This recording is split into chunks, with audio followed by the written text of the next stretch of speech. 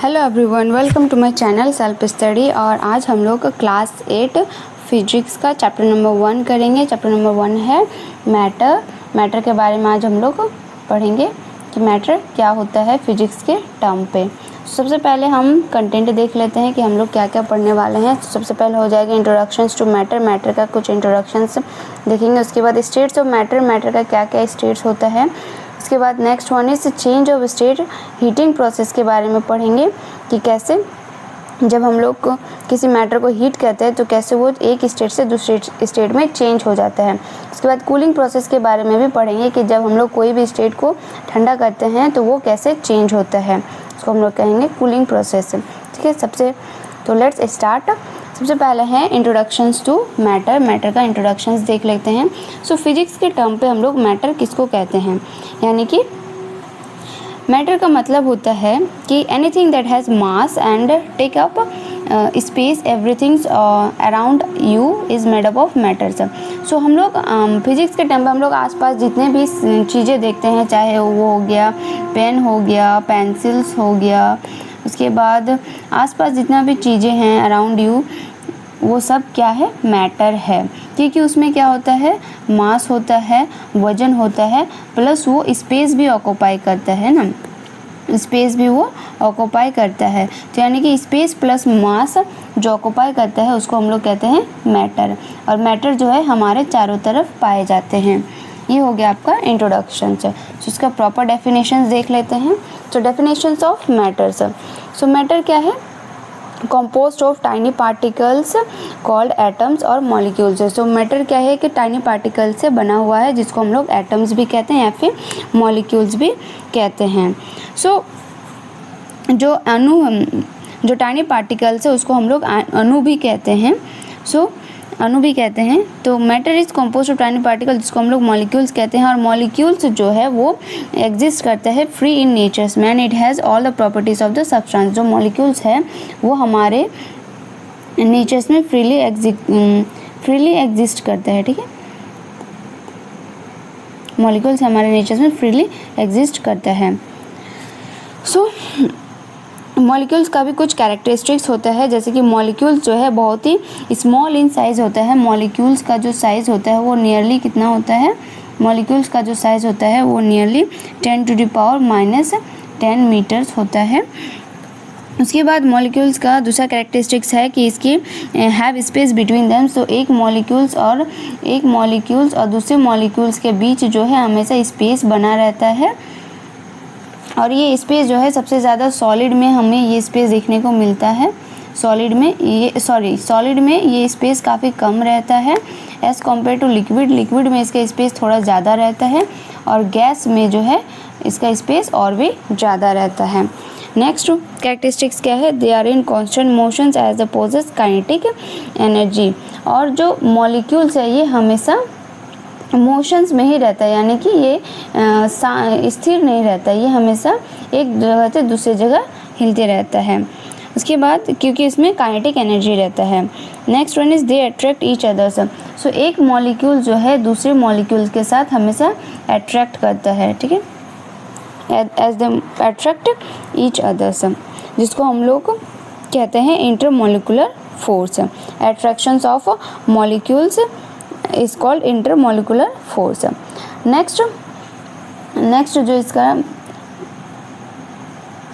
Definitions है वो it exist in various forms including solid, liquid and gas. So matter जो है हर एक फॉर्म में एग्जिस्ट करता है, चाहे वो सॉलिड हो, लिक्विड हो या फिर गैस हो, ये तीनों ही फॉर्म में मैटर एग्जिस्ट करता है। Next one is matter is anything that possess mass and occupy space. So matter कुछ भी हो सकता है जिसमें मास भी हो और वो स्पेस भी ऑक्यूपाई करे, जिसको हम लोग कहेंगे मैटर। ठीक है, क्योंकि मैटर का डेफिनेशन ही होता है कि उसमें मास होना चाहिए, यानी कि वजन होना चाहिए, और वो स्पेस भी ऑक्यूपाई करे, जिसको हम लोग कहेंगे मैटर। सो एक क्वेश्चन देते हैं कि क्या एयर जो है, क्या एयर मैटर के कैटेगरी में आता है कि नहीं। ये एक क्वेश्चन है आप सभी के लिए, कमेंट सेक्शन में ज़रूर बताइएगा कि एयर जो है वो मैटर है या फिर नहीं है। ठीक है, एयर मैटर है या फिर नहीं है। नेक्स्ट हम लोग देखेंगे इम्पोर्टेंस इन डेली लाइफ से। मैटर का हमारे डे टू डे लाइफ में क्या इम्पोर्टेंस होता है। तो सबसे पहले मैटर जो है हमारे हेल्थ और मेडिसिन सेक्टर में काफ़ी हेल्पफुल करता है ये, ताकि हम लोग मैटर से ही न्यू ड्रग्स बना सकते हैं, डायग्नोस्टिक टूल बना सकते हैं और उसका मेडिकल सेक्टर में यूज़ कर सकते हैं। So matter from all object we interact with from years.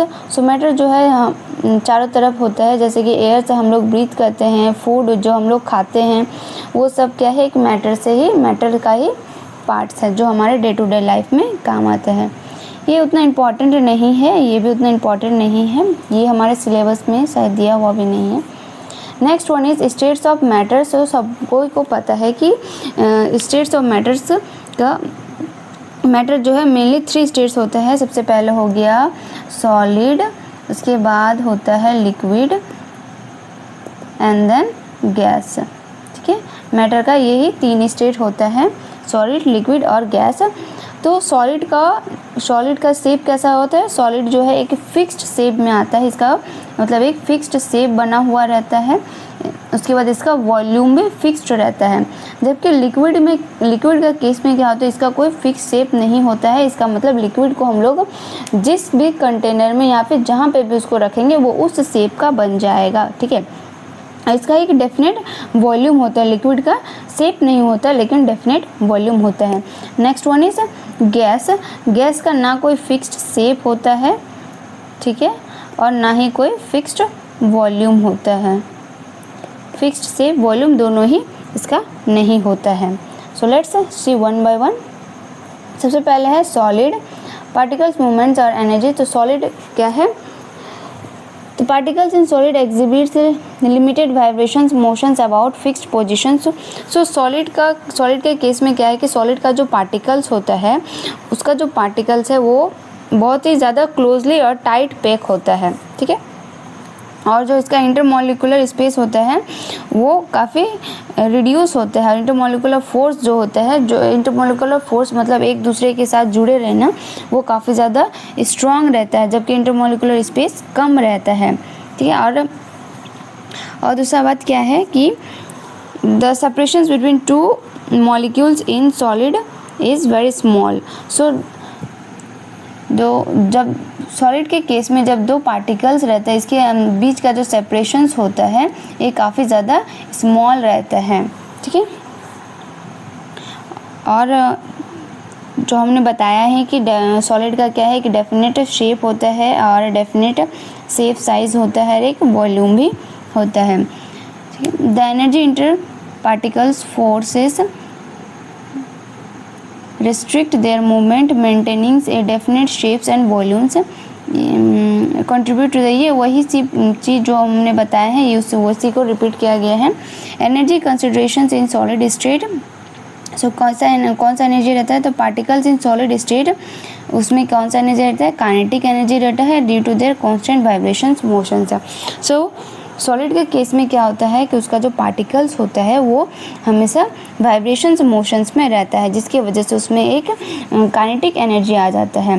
The kinetic energy of particles in solid is generally lower compare to liquid और गैसेज। सो जो काइनेटिक एनर्जी होता है सॉलिड पार्टिकल्स में वो काफ़ी कम होता है अगर हम कंपेयर करें लिक्विड या फिर गैस के कंपेरिजन्स में। और strong potential energy exist between particle due to their closely proximately and attraction force. So kinetic energy कम होता है लेकिन पोटेंशियल एनर्जी बहुत ज़्यादा होता है, क्योंकि जो उसका पार्टिकल से बहुत ज़्यादा क्लोजली पैक्ड होने के वजह से उसमें पोटेंशियल एनर्जी काफ़ी हाई रहता है। Next one is liquid particles. Liquid के बारे में हम लोग पढ़ेंगे। तो लिक्विड का क्या कैरेक्टरिस्टिक्स है कि ये कांस्टेंट रहता है, liquid particles are in constant. उसके बाद इसका रैंडम मोशंस होता है, sliding past each others with without fixed positions. So liquid क्या है, हमेशा रैंडम मोशंस में इधर उधर घूमते रहता है। मान लो ये कंटेनर में अगर हम लिक्विड रख देंगे तो लिक्विड का जो पार्टिकल्स है वो इधर उधर क्या होगा, रैंडमली मूव करते रहेगा। ठीक है, इसका कोई फिक्स्ड पोजीशंस नहीं होता है। सो इसमें क्या होता है, सबसे ज़्यादा मोर काइनेटिक एनर्जी पाया जाता है सॉलिड के कंपेरिजन्स में, जिसके वजह से ये फ्रीली मूव कर पाता है। So intermolecular force in liquid are weaker than in solid but stronger in gas. So जो इंटरमोलिकुलर फोर्स होता है, इंटरमोलिकुलर फोर्स मतलब एक पार्टिकल से दूसरे पार्टिकल्स के साथ जो जुड़ा रहता है, उसका बीच का जो फोर्स होता है वो काफ़ी ज़्यादा वीक होता है एज़ कम्पेयर टू सॉलिड के कंपेरिजन्स में, लेकिन स्ट्रॉन्गर होता है देन इन गैस के कंपेरिजन्स में। ठीक है। Energy and phase change in liquid. So adding thermal energy increase particle kinetic energy leading to higher liquid temperature. ये भी उतना इम्पॉर्टेंट नहीं है। Next one is gas. The energy of gas particles is directly proportional to the absolute temperatures of the gas. So जो energy होता है gas particles का वो डायरेक्टली प्रोपोर्शनल होता है टेम्परेचर्स ऑफ द गैस का। ठीक है, तो हम लोगों को यहाँ पे एनर्जी तो नहीं पढ़ना था, बट फिर भी हम यहाँ पे थोड़ा बहुत यहाँ पे ले लिए हैं स्लाइड का। सो गैस क्या है, गैस का जो इंटरमोलिकुलर गैस का हम सबसे पहले क्या डेफिनेशन बताए थे कि गैस का कोई ना फिक्स्ड वॉल्यूम होता है ना कोई डेफिनेट शेप होता है, और उसका जो मॉलिक्यूल्स होता है गैस का वो काफ़ी ज़्यादा नॉन रिजिड रहता है। The molecules of the gas can move freely in A available space. जो इसका मॉलिक्यूल्स होता है ये फ्रीली इधर उधर घूमते रहता है जहाँ पे भी उसको स्पेस मिलता है। So molecule do not remain fixed at the position. तो मॉलिक्यूल्स क्या है, एक फिक्स्ड पोजिशन में कभी नहीं रहता है। और जो है गैस कैन फ्लो, गैस जो है फ्लो कर सकता है, जबकि लिक्विड भी फ्लो कर सकता है जबकि सॉलिड फ्लो नहीं कर सकता है। ठीक है। सो जो इसका जो इंटरमोलिकुलर फोर्स होता है गैस का ये भी काफ़ी ज़्यादा वीक रहता है। ठीक है, इसके अंदर जो इंटरमोलिकुलर जो फोर्स रहता है वो वीक रहता है। ठीक है, इतना ही इसमें हमें समझना था। So particle in gas exhibit rapid random and continuous motions with high kinetic energy. So gases के स्टेट में क्या होता है, इसमें सबसे ज़्यादा हाई काइनेटिक एनर्जी इसमें पाया जाता है। ठीक है। Next one is change of state, heating process. Change of state यानी कि the process of changing from one state to another. इसका प्रॉपर डेफिनेशंस क्या होगा, द प्रोसेस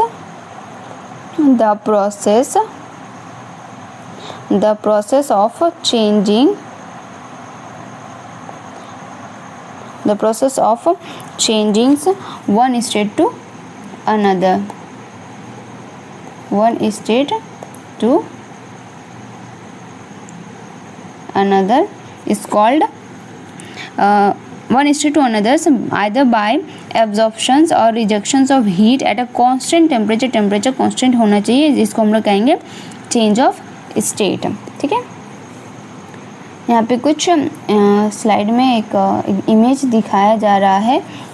बेसिकली ये जो है हमारे डे टू लाइफ में भी हमें एग्जांपल देखने मिल जाएगा कि जब चट्टान होता है, बड़ा बड़ा चट्टान होता है, वो जब वाटर के कांटेक्ट में आता है तो वो चट्टान धीरे धीरे टूट के क्या बन जाता है, सैंड पार्टिकल्स में कन्वर्ट हो जाता है। ठीक है, तो इससे क्या हुआ, एक सॉलिड पार्टिकल्स जो है कन्वर्ट हो रहा है। ठीक है, लिक्विड पार्टिकल्स में धीरे धीरे, या फिर सॉलिड पार्टिकल्स जो है लिक्विड पार्टिकल्स में कन्वर्ट हो रहा है, जिसको हम लोग कहेंगे मेल्टिंग प्रोसेस कहते हैं। या फिर ये एग्जांपल ले सकते हैं कि बहुत बड़ा जो आइस होता है वो स्लोली क्या हो जाता है, एब्जॉर्प्शन, हीट को एब्जॉर्ब करके वो मेल्ट होने लगता है, तो वो कन्वर्ट हो जाता है लिक्विड में, जिसको हम लोग कहेंगे melting. Next one is boiling. ठीक है, लिक्विड टू गैस, उस प्रोसेस को हम लोग क्या कहेंगे, बॉइलिंग कहेंगे। जब कोई लिक्विड जो है चेंज हो जाता है गैसियस फॉर्म में तो उसको हम लोग कहेंगे boiling. So boiling point of liquid क्या कितना होता है, बॉइलिंग पॉइंट क्या होता है, बॉइलिंग समझ आ गया, the change from liquid state to gaseous state on heating. जब हम लोग हीट करेंगे एट कांस्टेंट टेम्परेचर्स में, जब हम लोग हीट करेंगे by absorptions of heat is called vaporisations या फिर बॉइलिंग। से इसको हम लोग क्या कहेंगे, वेपोराइजेशंस, RIZATION, वेपोराइजेशंस भी कहेंगे या फिर हम लोग उसको बॉइलिंग करेंगे। और जो टेम्परेचर्स एट विच लिक्विड जो है चेंज होना स्टार्ट हो जाएगा वेपर में विदाउट फर्दर इंक्रीज, बिना उसका जो पॉइंट बॉइलिंग पॉइंट है वो बिना इंक्रीज हुए, उस टेम्परेचर्स को हम लोग कहेंगे बॉइलिंग पॉइंट ऑफ लिक्विड। तो boiling point of liquid. So water जो है कितना डिग्री सेल्सियस में बॉयल होता है, तो वाटर जनरली 100 डिग्री सेल्सियस में बॉयल होता है। ठीक है, यहाँ पे भी दिया है the boiling point is the specific temperature at which this phase change occur at a given pressure से।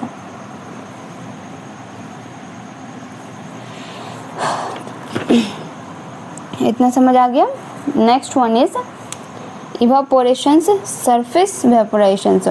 बॉइलिंग जो है वो अलग प्रोसेस है, उसके बाद इवापोरेशन जो है वो अलग प्रोसेस है। इवापोरेशंस का मतलब होता है सरफेस से वेपोराइजेशंस होना। ठीक है, यानी कि ये जो इवापोरेशंस है ये सरफेस फेनोमेना होता है, जिसमें इसमें भी क्या होता है, लिक्विड जो है चेंज होता है गैसियस फॉर्म में, या फिर लिक्विड जो चेंज होता है वो वेपर फॉर्म में चेंज होता है। और ये जो है बेसिकली इवापोरेशन जो है ऑल टेम्परेचर्स में होता है इवापोरेशंस। ठीक है, तो evaporations take place at all temperatures, but evaporations का जो इफ़ेक्ट होगा, इवापोरेशंस हमेशा क्या इफ़ेक्ट देगा, कूलिंग इफ़ेक्ट देगा। जब इवापोरेशंस होगा तो कूलिंग इफ़ेक्ट देगा, लेकिन जब वेपोराइजेशंस है वो कूलिंग इफ़ेक्ट नहीं देता है। बस इतना ही हमें समझना है इसमें यहाँ पे। उसके बाद नेक्स्ट है सब्लिमेशंस, सॉलिड टू गैस। सब्लिमेशंस का मतलब होता है कि सॉलिड जो है डायरेक्टली चेंज हो जाता है गैसियस फॉर्म में। तो द सब्लिमेशंस क्या है कि प्रोसेस है by which solid when heated directly change into its vapours, या फिर gases without first change into liquid.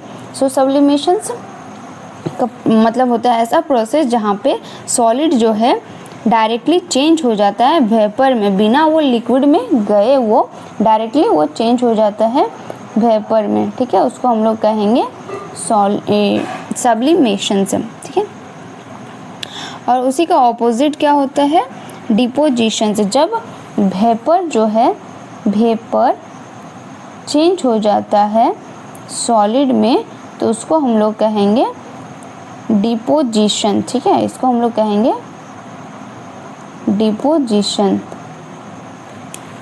ठीक है, next one is change of state. Change of state यानी कि अब हम लोग पढ़ेंगे कूलिंग प्रोसेस के बारे में, और कुछ सी स्लाइड बाकी है, उसके बाद ये ख़त्म हो जाएगा।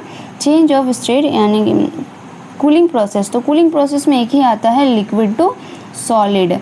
जब हम लोग लिक्विड को ठंडा करते हैं तो वो क्या बन जाता है, सॉलिड बन जाता है। और इसका बेस्ट एग्जांपल क्या है, आइस है। आइस जो कैसे बनता है, वाटर पहले लिक्विड फॉर्म में रहता है, उसके बाद जब हम लोग इसको फ्रीज करते हैं तो ये किस फॉर्म में आ जाता है, सॉलिड की फॉर्म में आ जाता है, जो कि आइस हो गई। इसी प्रोसेस को हम लोग कहते हैं फ्रीजिंग कहते हैं। ठीक है, इसी प्रोसेस को फ्रीजिंग कहा जाता है। फ्रीजिंग का और भी कुछ डेफिनेशंस होता है, लेट मी चेक इट।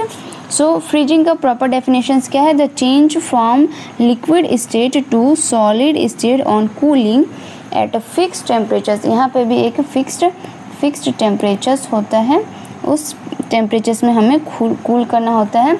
और इसमें क्या होता है, हीट जो है वो रिजेक्ट होता है। हीट क्या होता है, इसमें हीट रिजेक्ट होता है, इसकी को हम लोग कहते हैं फ्रीजिंग। ठीक है, और वाटर का फ्रीजिंग क्या है, वाटर कितना डिग्री सेल्सियस में फ्रीज होता है, तो वाटर जनरली 0 डिग्री सेल्सियस में फ्रीज होना स्टार्ट हो जाता है।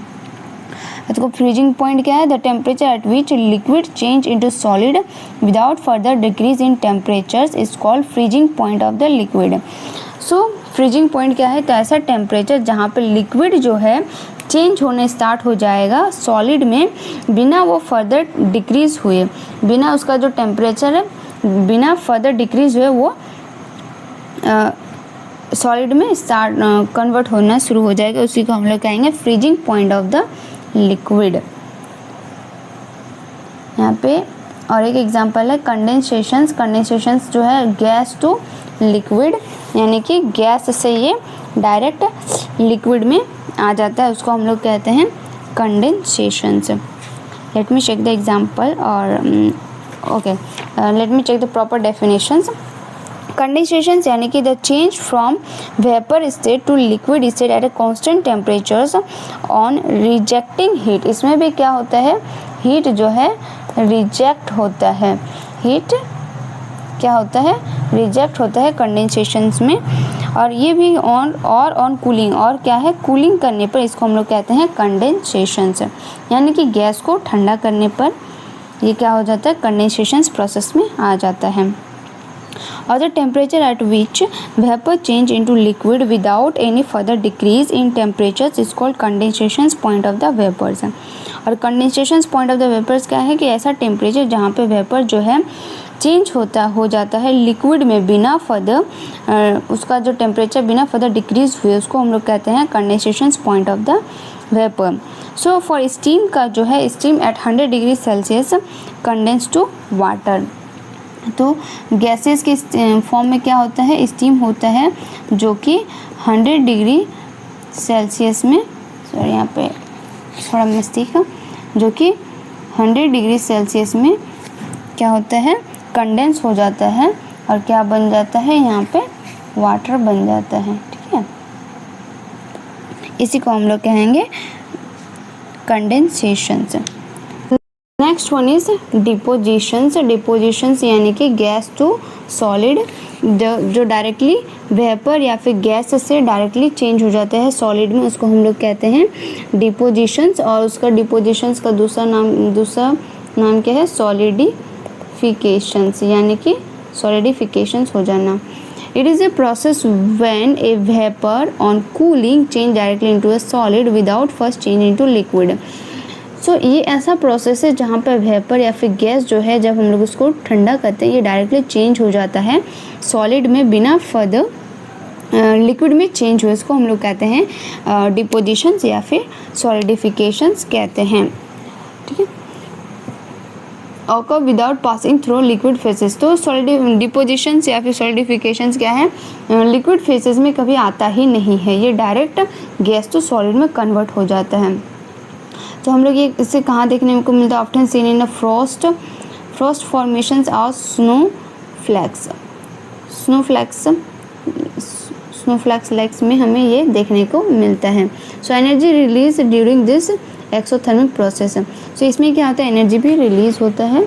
और direct transactions from gases state to solid state, क्या होता है, gases state to solid state में इसका डायरेक्ट हो जाता है, डायरेक्ट ट्रांजेक्शंस हो जाता है। सो यहाँ पे हम एक पढ़ाए थे, क्या था ये, सब्लिमेशंस था। सब्लिमेशंस का जो है एग्जाम्पल पूछ लिया जाता है, कभी कभी एग्ज़ाम में डायरेक्ट एग्जाम्पल पूछ लिया जाता है। तो ये सब्लिमेशंस का एग्जाम्पल क्या है, सबसे पहले हो गया अमोनियम क्लोराइड,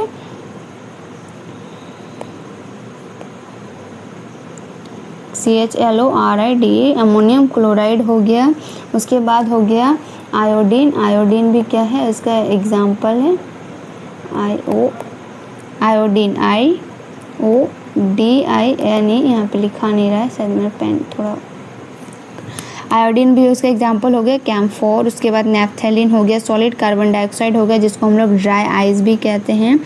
ये सब क्या हो गया, सब्लिमेशंस का एग्जाम्पल हो गया, जो कि डायरेक्ट कभी कभी पूछ लेता है क्वेश्चंस एग्ज़ाम में। सो एक दो क्वेश्चंस हम अपनी तरफ से भी देते हैं, बाकी ये स्लाइड हो गया कंप्लीट। So thank you. बाकी एक दो क्वेश्चंस, जैसे कि first question is boiling take place from, boiling कहाँ से टेक प्लेस होता है, the surface of the liquid से, या फिर थ्रू आउट द लिक्विड से, या फिर मिड पोर्शंस ऑफ लिक्विड से। ये कमेंट सेक्शंस में हम आपको बताना है।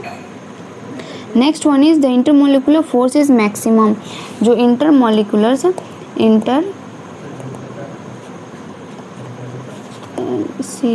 जो इंटरमोलिकुलर फोर्स होता है वो सबसे ज़्यादा किस में होता है, सॉलिड में, लिक्विड में, या फिर गैस में होता है। ये आपको कमेंट सेक्शंस में बताना है। That's all for today, thank you.